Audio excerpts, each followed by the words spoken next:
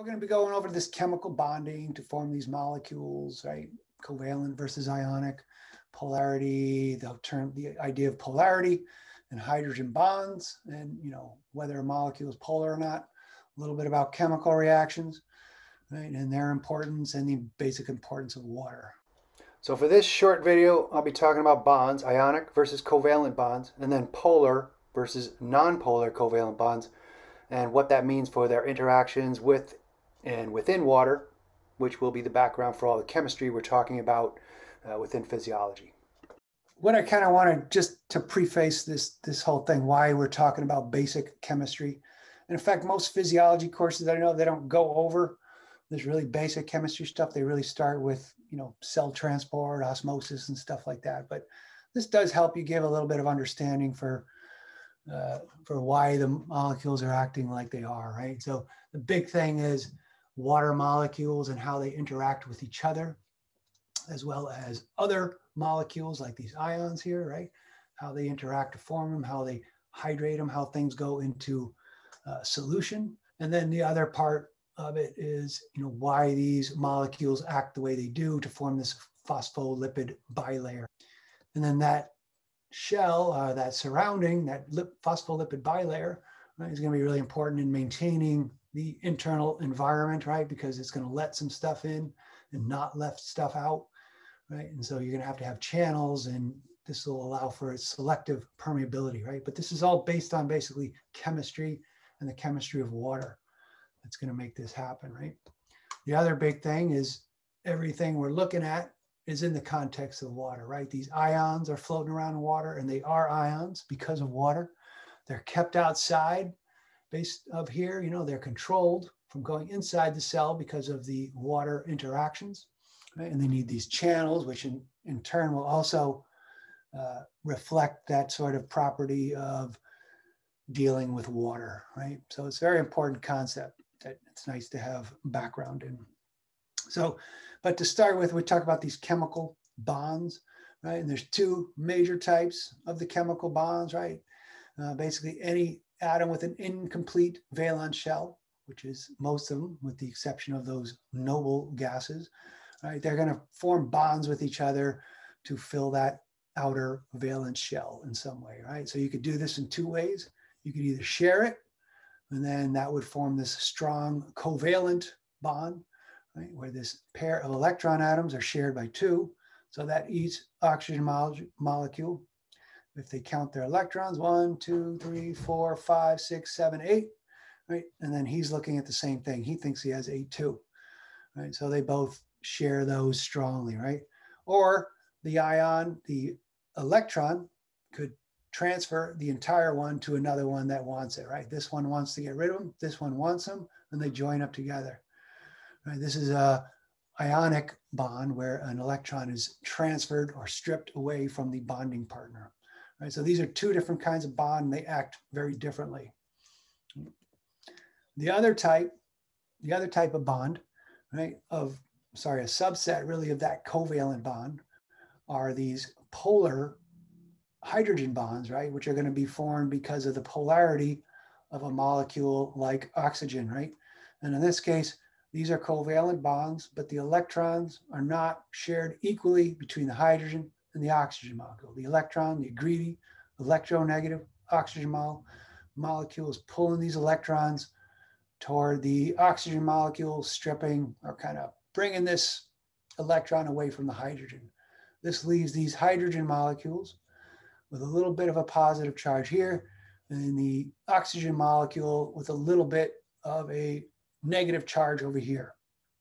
Right? This is not like the ionic bonds, like a sodium and a chlorine ion, but it is a little bit of electronegativity and a little bit of positivity over here. Right? So they have this what's called polarity, right? And polarity is the basis for these hydrogen bonds that are so important, right, to all the interactions of water with itself, as well as with other molecules, right, including ions and other molecules that are polar, and then its non-interaction with non-polar molecules, right? So this is really what makes water, basically, these hydrogen bonds, this emergent property that comes from the interactions between these. right? So we do know what it is. But covalent, ionic, and then those hydrogen bonds because of those polar, because of those the polarity of the molecules. Whether you're talking about oxygen or whether you're talking about nitrogen, right? You got these strong electronegative atoms pulling the electrons away from the hydrogen. So, you know, the idea of water and how important it is due to these hydrogen bonds formed and the fact that hydrogen, I mean, these water molecules, right, have this electronegative and a kind of positive side to it, right? So when you put a crystal of salt, which is the ion and the cation, right, the water molecules, even though the ionic bond is stronger, a bunch of these water molecules will eventually pull these individual ions away from each other, right, and kind of circle around, dissociate the salt crystal, right, because of these bonds and because of the polarity of water, right? You're not forming bonds, ionic bonds with it. They're just kind of stripping away and circling around them, right? So the individual ions have been hydrated. Sodium ions are separated from chlorine atoms by these water molecules, and the salt crystal is broken down. And then molecules formed by covalent bonds that do have polarity to them, or polar side groups to them, as in the case of this glucose molecules here, are also soluble in water. That is, the individual molecules will be completely surrounded by water molecules. Here, nothing is separated like the sodium and chloride, but they are kind of dissolved in the water, right? They become part of the solution. Right? That's why water is this so-called the best, most widespread solvent, right? And why it's so important to life. So these hydrogen bonds, right? They result from attraction of these oppositely charged parts of the molecule. It could be water, the key one, but there's also nitrogen and oxygen, or nitrogen and hydrogen. All these other ones are also going to be forming these hydrogen bonds. And mostly, I shouldn't say all the other ones, it's oxygen and nitrogen, right? So why is these important? Well, you might know DNA, right? The double helix, right, is hydrogen bonds between the two base groups are important. But for our purposes, we don't really deal with DNA, but we deal a lot with proteins and the importance of the shape of the protein, right? And the shape of the protein here, that secondary and tertiary structure too, the twisting and folding is going to be partly due to these hydrogen bonds between, say, nitrogen and hydrogen groups and stuff like that, right?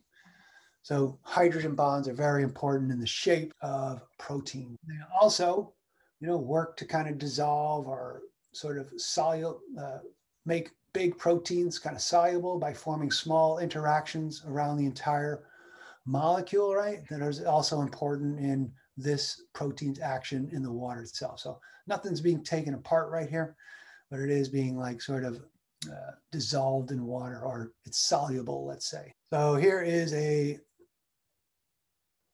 another, you know, substance, ethanol, with that hydroxyl group here.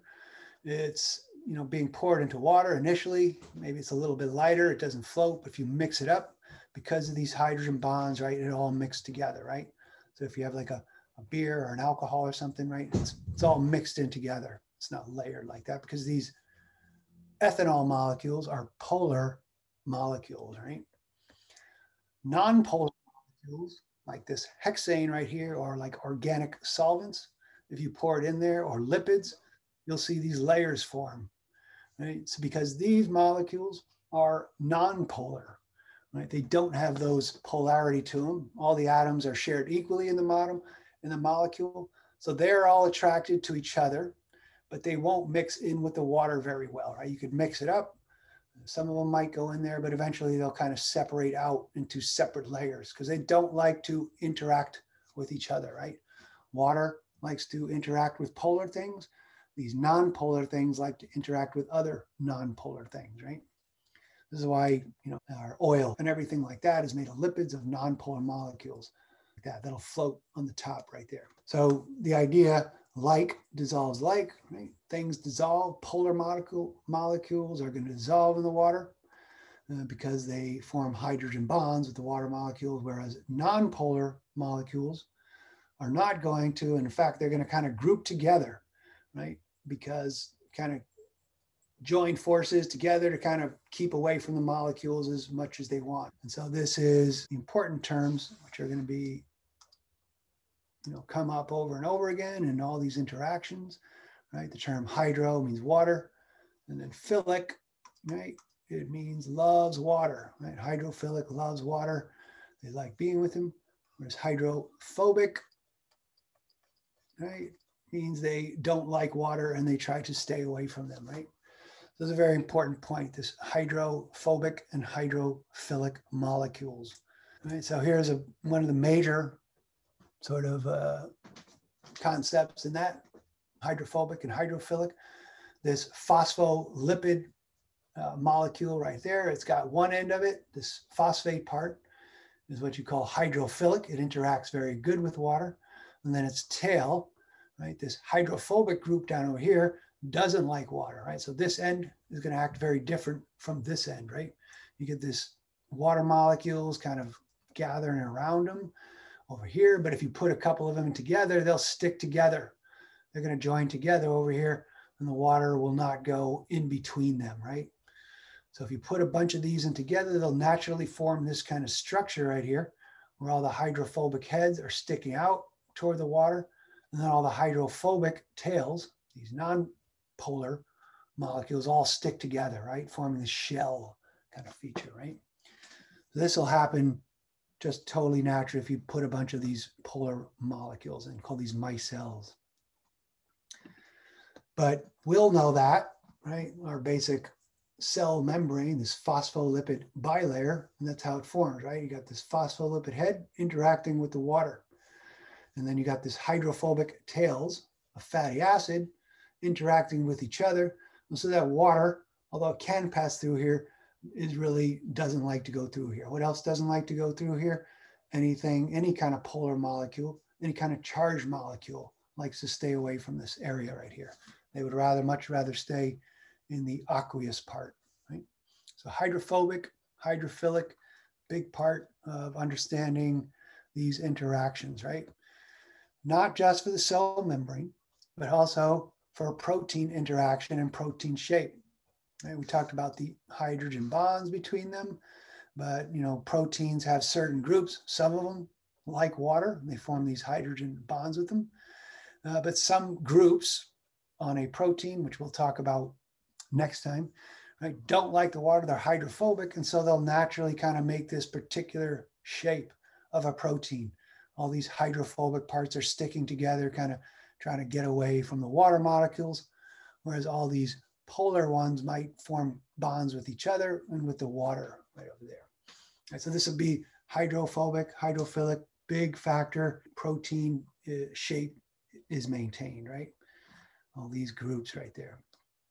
And then the other thing, the other important part, also directly related to that actually, is these channels, which we'll see are protein transmembrane proteins in the phospholipid bilayer, right? They'll be made up. This is just a blob, but it's actually a bunch of string of amino acids in a certain shape. They'll have a hydrophobic region inserted in this region where all the tails are, and then sticking out over here in the either outside environment, extracellular fluid or intercellular fluid, this part will be hydrophilic. And then the channel where molecules are going to go through will also be, in this case, is going to be a hydrophilic one. So hydropolar molecules or hydrophilic molecules will be able to travel through there. If they wanted nonpolar molecules, right, maybe you'd have a hydrophobic group on the inside to allow this passage, right?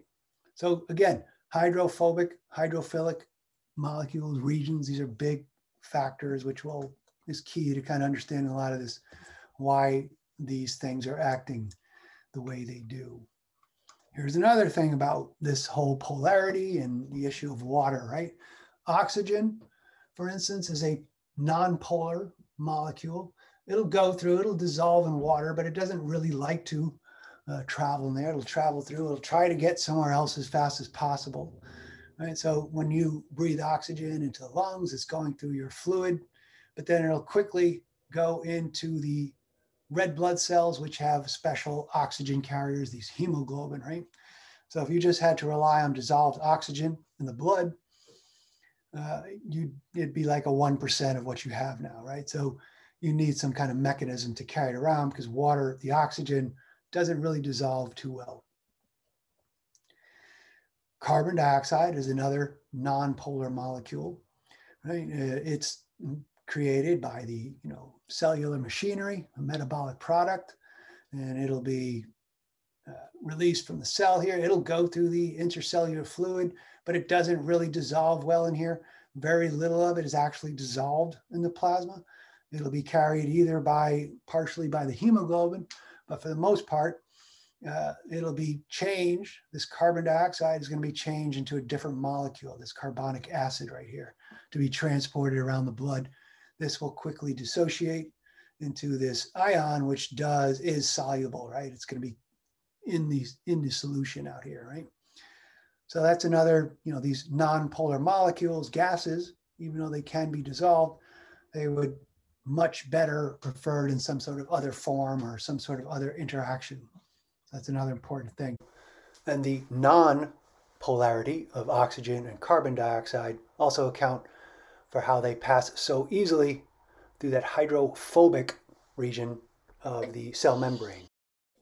So as far as, basic chemistry stuff, what you want to take away, these hydrogen bonds are resulting from attraction of oppositely charged parts of a molecule, right? They're not ionic or anything. They're not full charges. They're weak, but there's a lot of them and they're good enough for many of our purposes, right? And, the big one is the polarity of the water molecule, and its hydrogen bonding is key to water, right? And it's something that can dissolve any kind of polar object, right?